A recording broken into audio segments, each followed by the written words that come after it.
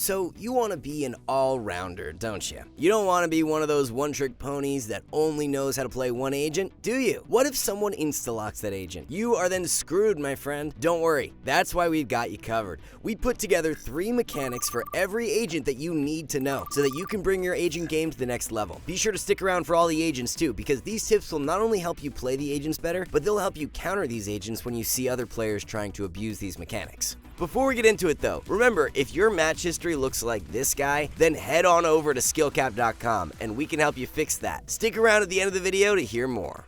Jumping off, we have Jett, and if you're a god like TenZ, then the previous changes to Jett's dash are likely a buff for you. Yes, you heard me correctly. When Jett's dash is active, she will already start gaining charges back for a new dash. This means she can get 2 kills without even dashing first and have it recharged. This allows her to get a dash earlier than she previously could. TenZ is just too good here, so he didn't even need to dash in this clip. Instead, he saves the dash to style on the last player. Unfortunately, he misses the first attempt, but thanks to the Jett buff, he's able to dash again and go for a jump combo to finish off the remaining player. Speaking of dash jump combos, this is a really good maneuver to use to distort the enemy's aim. You force the enemy to flick up onto you, which will be hard to do first of all, but then your teammates can now charge in while the enemy's crosshair is in the air. Add Jett knives into the picture, and you have some crazy outplay potential with the dash jump combos since you're accurate in the air. Lastly, Jett smokes can be used to mess with the enemy's line of vision. Most commonly, you'll see players smoke and dash onto the site. Same idea. This move forces the enemy to turn their attention towards you, which then lets your teammates swing out to clean up the crumbs. When you're in a sticky situation, you can also use smokes to reposition yourself to a new, more optimal angle that can catch enemies off guard.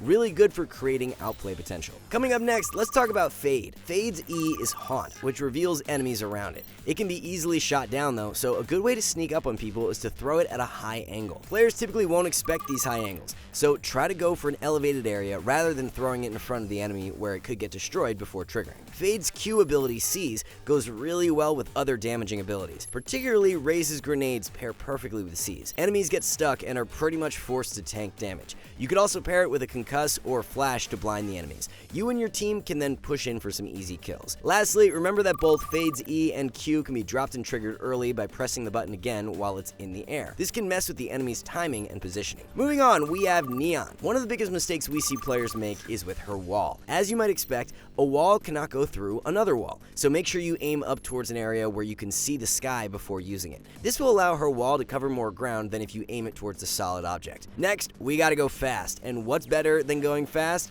Jumping fast. With high gear on, you can actually jump further distances, meaning you can get onto certain platforms that you normally can't on other agents. Most commonly, you can use this to get onto the left platform on Icebox. This mechanic is perfect for getting cheeky off angles to pick enemies off. Lastly, Neon's ultimate damage does drop off the further your enemy is away from you. With that in mind, you want to try to utilize Neon's ultimate when you're in close quarter combat. Or you can wall, high gear, and dash into the enemy's face to force them into a close range engagement. That is Neon's specialty after all. Hey, we now have our big boy Brimstone. One of the biggest things to note about Brimmy is that his ultimate does less damage when it's off-center. A common use for orbital strike is post-plant. Even if you're in a hurry, make sure your crosshair hits dead center on the spike or your damage will suffer. Brimstone smokes will land on the highest object it hits. This allows you to get some cool one-way smokes on tall objects. Most commonly, you'll see this used to smoke top of trucks so that enemies cannot peek from heaven. They also can't jump spot a short or showers either, making this a much better option than to just go for a heaven smoke itself. And for our third mechanic, we got a trump card Molly for post-plant. If the enemy is pushing you hard and you have no escape, stand on the spike and flick your crosshair in the air directly above you. Shoot your Molly and it will land right on the spike. It will take some time to land though, so still try to defend the best you can to stall time. If the enemy is able to get half before the Molly lands, you'll be in trouble. Let's switch to our favorite lineup agent, Sova. If you've watched some Korean Sova gameplay, you'll notice that many players like to aim their Sova ultimate down towards the ground at the beginning. Then they gradually pull the ultimate up so that it hits their target. The reason for this is so that the enemies can't initially see where the Hunter's Fury is going to land. This gives them less time to react and attempt to dodge it. The timing of the pull-up definitely takes some practicing though, so make sure you head into the training range to try this out first. The third shot of Hunter's Fury also gives you a little boost if you were to jump and look towards the ground. Say you don't think you can hit that last shot since the enemies are nowhere to be seen. Well, might as well use that last shot to boost up onto high ground and get an off angle. This will then pay dividends as you surprise enemies enemy players that will probably wonder how the heck Sova got boosted. Some good spots are on C containers, on site, or up on B boxes. Lastly, a friendly reminder that Sova's drone can be manipulated by using spacebar to lift the drone up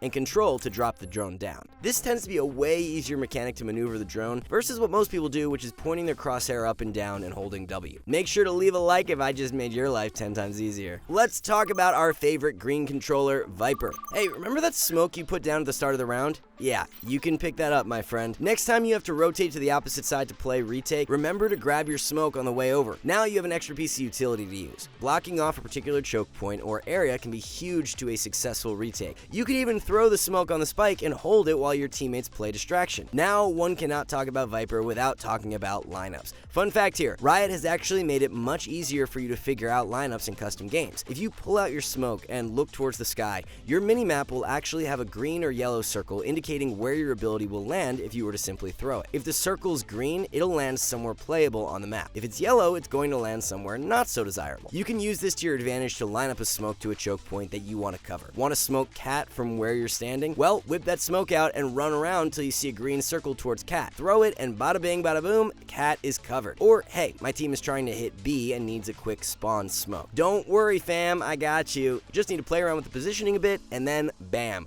Spawn smoke achieved from B links. Team can push and you can lurk and be a menace in middle all at the same time. To wrap it up, a common mistake we see Viper players making is pushing too quickly after using their ultimate. Viper's pit starts spreading out from the position that you activated it in. It spreads pretty slow though, so if you're trying to creep your way into a spike plant, well, you'll have to be patient and let Viper's pit do its thing so that you don't get blown to smithereens because you pushed too early and weren't covered. Now, let's get into Sage. An important mechanic with Sage's wall is that the wall will only form on level ground with where you're currently standing. Unless it's all you need, don't try using your wall on a tiny box. If you're standing in too compact of an area, the wall could also break under you, making things even worse.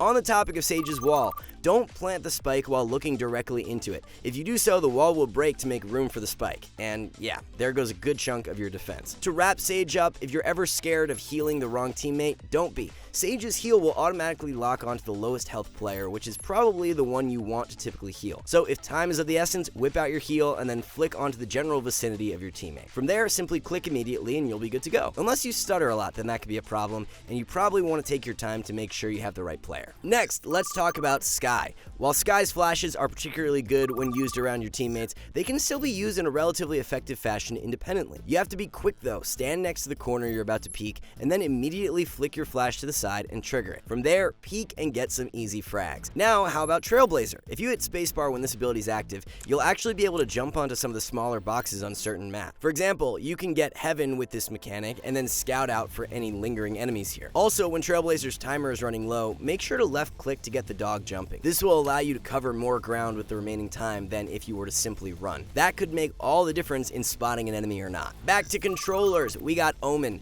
Omen loves one-way smokes. You can put smokes up on top of containers like Brimstone does, but you can also form random smokes along the edges of walls. Simply aim the smokes to the side of the wall and lift a smidge off the ground. Even if the green arrow is red, the smoke will still pop where you aimed it, giving you a juicy one-way. From there, also remember you can line up paranoias down long choke points where your team can then go for the push and frags. You can do one down B garage from lobby, and you can also send a similar one as a defender to stop the push. Finally, this one next to the switches is amazing. Just send it down gelato where a rapidly moving Raze or Jet can dive in for the kills. Lastly, if you've ever pushed site and forgotten to get the spike back in spawn, or maybe you lost it somewhere else, well, you're in luck if you have your ultimate. Simply teleport directly on the spike, and when you cancel the ult, you'll have picked it up, all is well.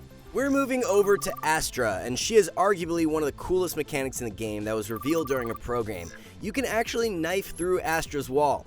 Typically, some players like to lurk right behind it in corners, and this is the perfect counter to players that decide to play this position. Usually, you want to aim for the edges of the wall as it's more likely players will be there. Now, if you have the spoke planted, you always want to put a star right on the spike to concuss players during the defuse. This makes for a pretty easy kill afterwards. You can also place a star slightly to the edge of the spike to pull players away from it and messing up their aim while you peek for the kill. To wrap Astra up, remember you can recall your stars, which will create a brief smoke. Most players will expect the smoke to last a typical number of seconds. If you recall the smoke this way and then play an off angle, you have a good chance of catching them off guard for a frag. Nothing screams fire like Phoenix. Don't forget that you can turn Phoenix's wall while it's being placed. This can allow you to cover 2 choke points at the same time, making it easier to take site or play retake. Regarding his flashes, you want to try to avoid flashing at a 90-degree angle. This will throw Phoenix's flash too hard forward, making it easy for yourself to be blinded and for the enemies to dodge it. Instead, throw it at a slight angle facing the wall. This will make the flash pop closer to the edge of the wall, leaving more room for you to peek at the same time without being blinded. Flashes can also bounce off walls, allowing you to make some cool backwards flashes to fully blind enemies. You'll be partially blinded too, but should have plenty of time to still peek a blinded enemy and get a frag. We've now made it to our favorite French agent, Chamber. Now, setting up all of Chamber's abilities can be time consuming, although it is a bit easier to do so now that his traps have been reduced to 1 in the latest patch. But perhaps you plan to place a trap for your teammate and play elsewhere. To save yourself some trouble, place an anchor at spawn. Now run to the first area you need to set up, and then simply anchor again to teleport back to spawn. Now you can set up on the opposite side of map if need be without having to run from one site to the other. When using the operator on Chamber, it's always beneficial to have Headhunter ready to whip out after a shot. That way, if any players charge you from close range, you still have a good chance of putting up a fight and fragging them. Typically, we tell people not to overheat and go for multi-frags if it's not safe, but with Tour de Force, it's a different story. If you get a frag with your ultimate, enemies are going to be slowed. With how fast you can peek again and shoot with Tour de Force, it's not a bad idea to go back in for more. Especially with a sniper, the chances of you getting additional frags are pretty high.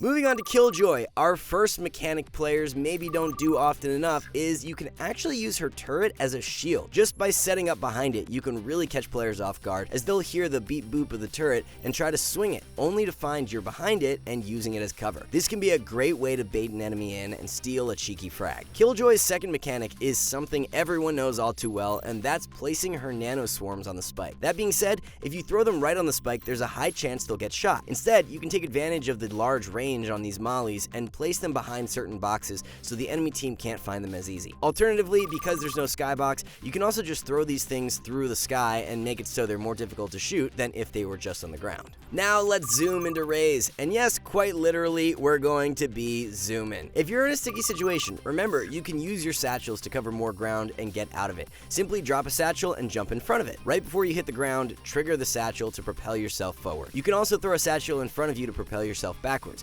Not bad for when you're in a pinch and an aim duel is not going your way. To take things a step further, you can double satchel to cover even more ground. To perform this, drop the first satchel and jump like we just mentioned. It's best to look down towards the ground while doing this because after that first satchel, you're going to immediately trigger a second satchel below you, which will propel you an insane distance. Great for when you're on high platforms and can allow you to get some crazy cheese plays onto the enemy. Yes, this Killjoy was very tilted by the end of this game as I did this repeatedly to her. Lastly, don't forget that Raze's grenades can destroy utility. This includes abilities such as Killjoy's nano swarms, Cypher's trips, as well as Chamber's trademark. Just don't forget it can destroy your team's abilities too, so try to avoid doing that. Going forward, we got Cypher. Cypher Cage is commonly used like a smoke to block off different choke points, but remember, you can play around it too. You could hide inside the cage and eventually go for a quick peek when the enemy least suspects it. Oh, and don't forget about Cypher's camera. If you want to cover an area without the camera being spotted, you can pop it at the start of a round and just keep it open. Assuming your teammates have your back, you'll be able to catch enemies early or have a good retake camera ready to go. Also, don't forget about his tripwires. There are some sneaky unorthodox wires you can use on every map. We recommend using this one in Hookah or this one outside Octagon to catch your enemies off guard and win a few free rounds. Don't worry guys, we didn't forget about Reyna. There aren't too many complicated mechanics in regards to Reyna's abilities. That being said, a key part of Reyna's flash is that it can go through some pretty thick walls. It won't be particularly helpful for yourself to use these flashes, but if your teammates are deep into the action and you're late, this can be a good way to help them out faster. Also, remember, flashes only hit enemies if it's in front of them. Don't throw a flash too far out. Sometimes that may mean you have to back up to ensure the flash will land exactly where you want it to.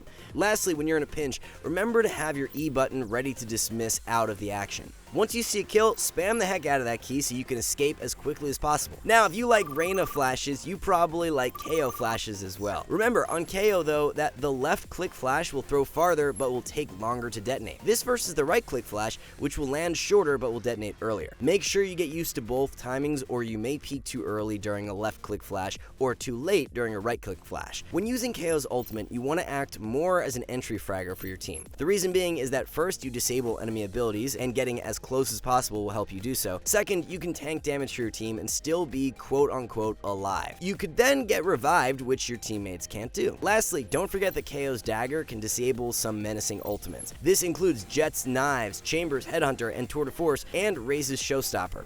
If you've eco-ulted with Jett or Chamber, you know how annoying this is. Keeping up with the flashes, we've got Breach. Breach's flashes have an insane amount of range. As a result, you can flash for yourself, but these flashes really shine when you communicate the use of them with a teammate. Teammates will be able to respond quicker and easier to your flashes, thus increasing potential for nasty plays. Also, here's a fun fact. Breach can't get concussed by his own fault line. If you're trying to make a TP play with this ability, don't be afraid to go in early. Breach's abilities also work very well in combination with each other. A cool combo to do is to fault line a choke point that you know an enemy is at. From there, fire an aftershock and the enemy is nearly guaranteed to take chip damage or expose themselves slowly to your crosshair for easy kills. Finally, to wrap up this flash montage, we have Yoru. If you don't have a wall available to throw the flash you want, remember you can always use the floor to pop a flash right in front of you. It pops super quick and can lead to some really easy kills. Also, don't forget you can fake TPs now. A cool way to utilize this mechanic is to fake TPs so the enemy turns their attention away from your choke point. From there, surprise them with a peek for easy frags. Lastly, don't forget about the flash TP combo. Get your TP set up, and once it's in place, throw your place and teleport right as it pops. Enemies will be blinded, and you can go in for even more easy frags. How much have you ranked up since using SkillCapped? That would be 5 times now. I placed Iron 1 on my first act. And what rank are you now? Gold 1. So I jumped from Silver 2 up to Plat 1 within 2-3x maybe. What's your favorite part of the website? I absolutely love the Smurf commentaries. Agent courses and the game sense ones. I think the agent guides. What was your favorite agent guide? I think the Jett one. I think it went more in depth on everything. Is there anything that SkillCapped helped you learn that you think would have taken longer otherwise? I think my whole aiming situation. Like how to use the agent abilities, like the util. Before this, I was just throwing random shit. Let's say Sova, I would just drone random areas. I didn't know about the audio cue when it comes to reload switching. Like if you hit reload and then quickly pull out your knife and switch back to your gun, the enemies will get the full audio cue, but you have your gun out. You've come from, what was your original rank? Bronze 1. Bronze 1, and you're already up to Immortal, so that's really freaking cool. Yeah.